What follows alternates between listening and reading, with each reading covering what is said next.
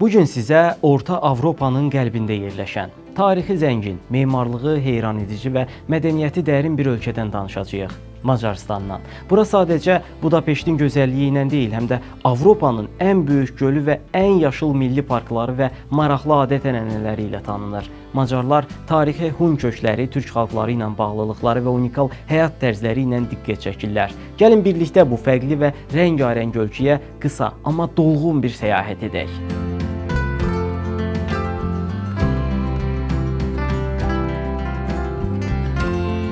Macarıstan dünyanın ən populyar ölkələrindən biridir. Paytaxtı Budapeşt dünyanın ən möhtəşəm şəhərlərindən biri sayılır. UNESCO tərəfindən qoruma altına alınan çoxsaylı bölgələr və tarixi binalar da məhz bu ölkədə yerləşir. Məsələn, Orta Avropanın ən böyük gölü olan Balaton və Avropanın ən geniş yaşıl ərazisi sayılan Hortobağı Milli Parkı Macarıstandadır. Ümumilikdə 90 min kvadrat kilometr əraziyə sahib olan bu ölkə xüsusilə memarlıq həvəskarları üçün əvəzolunmaz bir səfər məkanıdır. Macarıstanın memarlıq üslubu həqiqətən valehedici və gözqamaşdırıcıdır. Klassik dövrlərə aid tarixi binalar və zəngin muzeylər bu ölkəyə turist axınının əsas səbəblərindəndir.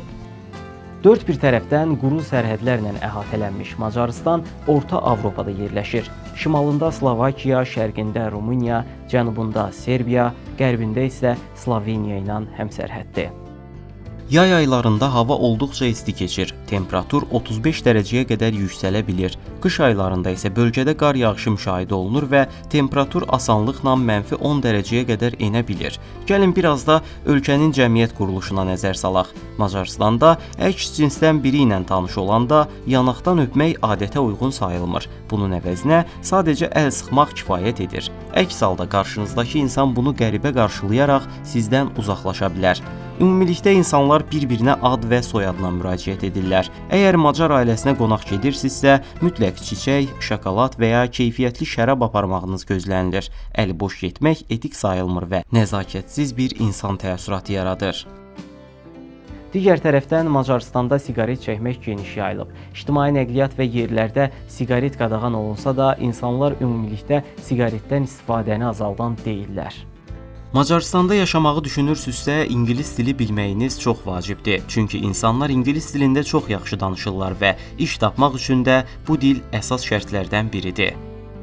Tarixlərinə qısa nəzər yetirsək, çox güman ki, eşitmisiniz. Macarların mənşəyi 1000 illər öncə Avrasiyanın ortasında köçəri həyat sürən Hun tayfalarına dayanır. Bu səbəbdən Macarlar və Türk boyları arasında tarixən yaxın əlaqələrin olduğu düşünülür. Macarlar hazırki ərazilərinə gəlməzdən öncə Orta Asiyada, Ural-Altay dağları ətrafında yaşayırdılar. O zamanlar onlara Hun deyirdilər. Bir çox tarixçilərə görə Macarların ulu babası sayılan Attila, eyni zamanda Türk tarixində Böyük Hun İmperatoru Attila kimi tanınan şəxsdir. Bu faktlar iki xalq arasında mədəni və tarixi yaxınlığa işarə edir. Elə bu gün belə Macarıstanda bəzi adlar Türkiyədə uşaqlara verilən adlara çox bənzəyir. Hunlardan sonra Macarlar Orta Asiyadan Karpat bölgəsinə köç edərək burada yaşayan Kelt, Roman, Slavyan və Avar tayfaları ilə mübarizə aparmış və nəhayət bölgəyə nəzarəti ələ keçirmişlər. Bunun nəticəsində 1000-ci ildə feodal quruluş əsasında ilk Macar dövləti qurulmuşdur. Lakin bu dövlət 41 il sonra Monqol istilasına məruz qalmış və ciddi dağıntılara uğramışdı.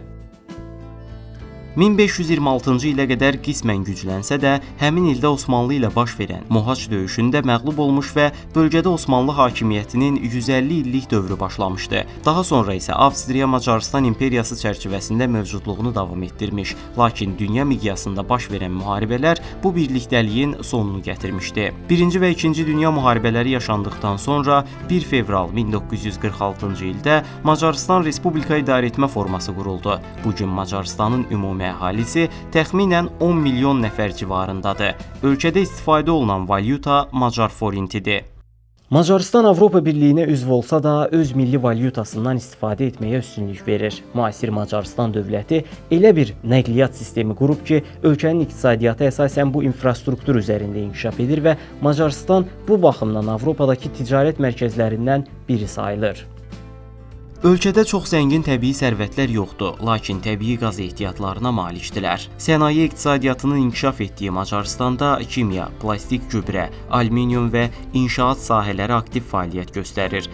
Tutaq ki, Macaristana səfər etdiniz və Budapeşt hava limanından ölkəyə daxil oldunuz. Pasport və sənəd yoxlamalarından keçdikdən sonra çıxışda Fotaksi adında bir köşk görəcəksiniz. Əgər qalmaq üçün otel rezervasiya etmisinizsə, gedəcəyiniz ünvanı Fotaksi əməkdaşına göstərərək təxmini qiymət barədə məlumat ala və hətta əgər yanınızda nağd pul yoxdursa, ödənişi kartla da həyata keçirə bilərsiniz. Hava limanında valyuta mübadiləsi üçün yerlər mövcuddur, lakin komissiya haqları olduqca yüksəkdir. Buna görə də orada valyuta dəyişməsəniz daha yaxşı olar. Macaristanda mütləq üzərində şirkət adı olan taksilərdən istifadə edilməlidir. Əks halda qeyri-rəsmi fəaliyyət göstərən yeni freelans sürücülərə rast gələ və aldadıla bilərsiniz. Macaristanla bağlı maraqlı faktlardan biri də bank sektorundakı fərqliliklərdir.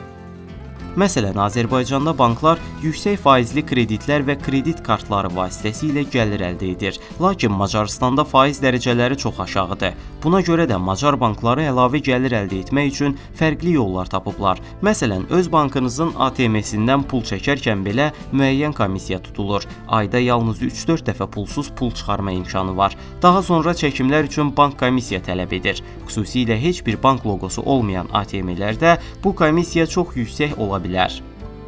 Əgər Macaristana köç edib orada ev kirayə eləmək istəyirsinizsə, bizdən fərqli bir praktikaya rast gələ bilərsiniz. Macar əmlak agentləri sizdən 1 deyil, 2 aylıq depozit tələb edirlər. Yəni tutmaq istədiyiniz evin aylıq qiyməti nə qədərdirsə, o məbləğin 3 qatını bir kirayə, ikisi depozit olmaqla ödəməlisiniz. Digər tərəfdən Macaristanda avtomobil kirayələmək çox da məntiqli seçim sayılmır. Səbəb kirayə qiymətləri yox, park yerləri ilə bağlıdır. Əgər qalacağınız yerdə pulsuz park imkanı yoxdursa, Macaristanda maşın saxlamaq olduqca baha başa gəlir. Xüsusilə turistik ərazilərin yaxınlığındakı park yerləri çox bahadır. Bu mənada Avropada ən bahalı park yerləri və yol cərmələri Macaristandadır desək, yanılmarıq. Əgər Macaristana təhsil məqsədi ilə getməyi düşünürsünüzsə və gələcəkdə Avropada yaşamaq planınız varsa, bu ölkədəki universitetlər sizin üçün çox sərfəlidir. Çünki Macaristanda təhsil aldığınız ixtisaslar Avropanın digər ölkələrində işləmək üçün lazım olan diplom tanınması, yəni denklik hüququnu avtomatik verir. Adətən xaricdə təhsil aldığınız zaman başqa ölkədə həmin sahədə işləmək üçün uyğunluq imtahanından keçmək lazım gəlir, ancaq Macaristanda bu prosedura ehtiyac qalmır. Səbəb isə Macaristanın Avropa İttifaqına üzv ölkə olmasıdır. Burada universitet təhsili həm daha ucuz başa gəlir, həm də diplomun tanınması problemi yaşanmır. Üstəlik, Macaristanda universitetə qəbul imtahanları dövlət tərəfindən deyil, birbaşa universitetlər tərəfindən həyata keçirilir. Hər universitet müraciət etdiyiniz ixtisasa uyğun öz imtahan sistemini tətbiq edir və bu imtahanlarda uğur qazananlar həmin universitetdə oxumaq hüququ əldə edirlər. Ümumilikdə, Macar xalqı xoşniyyətli, səmimi və ünsiyyətçildir. Avropanın bəzi ölkələrində türklərə qarşı irqi münasibət görmək mümkün olsa da, Macaristanda sağlam və düzgün yanaşma ilə yanaşırsınızsa, yerli insanlar sizə yardımcı olmağa çalışacaqlar. Əgər canlı və enerjili şəhər həyatı sevirsinizsə, gülümsəyən insanlar və güclü alıcılıq qabiliyyəti olan bir ölkə axtarırsınızsa, Macaristan məhz sizin üçün ideal ölkə ola bilər. Amma unutmayın, burada alacağınız maaşlar Almaniya və ya İsveçrə ilə müqayisədə daha aşağı ola bilər. Buna rəğmən mən getmək istəyirəm deyə düşünürsünüzsə, necə gedə bilərik Macaristana sualına cavab axtaraq. Azərbaycan vətəndaşları Macaristana getmək üçün Şengen vizası almalıdır. Sənədlərə pasport, bank çıxarışı, dəvət məktubu və ya otel rezervasiyası daxildir. Buna təxminən 80 avro xərciniz çıxacaq. Bakıdan Budapeştə birbaşa uçuş yoxdur. Adətən İstanbul və ya digər Avropa şəhərləri üzərindən tranzitlə uçulur. Bilet qiyməti mövsümə görə gediş-dönüş daxil olmaqla 350-600 avro arasında dəyişir. Belə, video haqqında fikirlərinizi və məndən hansı ölkələrdən danışmağımı istədiyinizi şərh bölməsində paylaşmağı unutmayın. Dünyanı birlikdə kəşf edəcəyik. Bu səbəbdən yeni videolarımı qaçırmamaq üçün kanalıma abunə olun. Növbəti videoda görüşənədək. Sağ olun.